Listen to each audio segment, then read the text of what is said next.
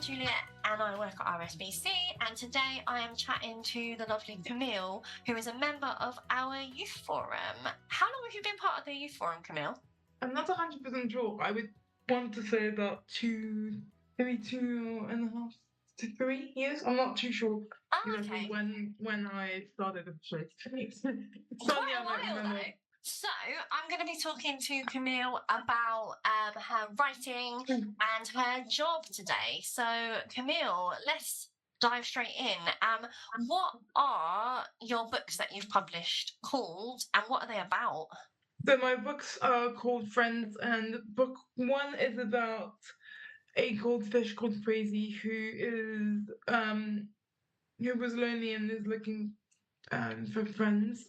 And book two is about Crazy going on an adventure around the world with his friends and meeting new people. Sounds great. Where does he go?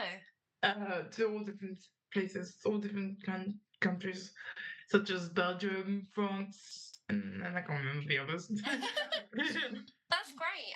What inspired you to write your books? I got inspired because I had a goldfish once who got homesick when I went on holiday, and I had a really good English teacher called Emma Blake who taught me how to write stories. That's brilliant. What happened to the goldfish when you went away? He got homesick, so we had to take him to the vet. Oh, was he all right in the end? Yeah, because we bought him a friend. Ah, nice. So what is your favourite part about writing your own books? I don't really have a favourite part about writing my own books, but if I had to choose, it would probably be the creative aspect of it and having to put ideas together to create nice stories. Yeah, it must be really satisfying coming up with ideas and actually like sitting down and writing them and seeing something that you've created become real. What was the inspiration for the poem that you wrote about King Charles? Was a mixture of things.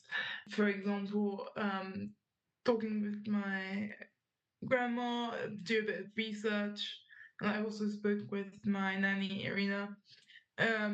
Obviously, final version came out of my own brain, but I really enjoyed it. I really like the way that in the poem you kind of go through all the different senses and give examples of like things that you use to see with those senses, and it was really like evocative. Like the imagery was amazing. I really enjoyed it. I don't know, just the emoji really came to my head like that. I didn't even have to think about it. Yeah, you can tell it feels really different and really like really punchy. Like it was like I was like, oh, I've not read anything like that before. I really enjoyed it. So how did you feel when you found out that you were the runner-up in this competition? When I got told I was the runner-up, I was really not expecting it. I got told during a youth forum meeting in July. So I was a bit surprised, didn't think it was. So it must have been a nice surprise to get during the meeting. Oh yeah, I was like, honestly, it was. I looked at Tony, I was like, really?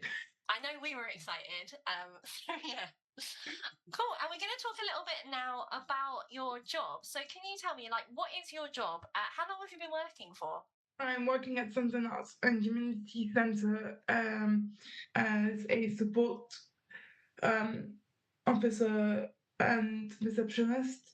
I have officially been doing paid work for a year, but before this, I did a year volunteering in the same role. What's your favourite thing about your job? My favourite part of my job is the community, as I feel like we're a big family. That's really nice. So, what are some of the challenges that you've faced in work as a visually impaired person? I mean, I feel like the biggest challenge that I've faced within work is having to wait for access to work to come and do an assessment, but also having to wait for the equipment to get here, and one of them is defective, so we had to send it back. It's really frustrating, isn't it, when that happens, and having to wait. And having to wait for things that you need in order to do your job properly. It's really frustrating, isn't it? Definitely. What advice would you give to a young visually impaired person who was thinking about looking for work or who was wanting to work? I would tell them that if they want to work, they should go for it. They would need to work hard, but also get lucky in some way. Mhm. I'm not sure what I would do without my neighbor Tim, who is the trustee at my workplace. Well, head of trustees actually at my workplace, and I knew I was looking for a job. Ah, that's And really I found, nice. It's yeah, nice when other people can help us, isn't it? definitely. And do you have any advice for any young people who are visually impaired who want to write as well? I would tell them that they should follow um, their passion and not let anything bring them down. I love that. That is a great message to end on. Camille, thank you so much for chatting with me. I've had a great time. Same here.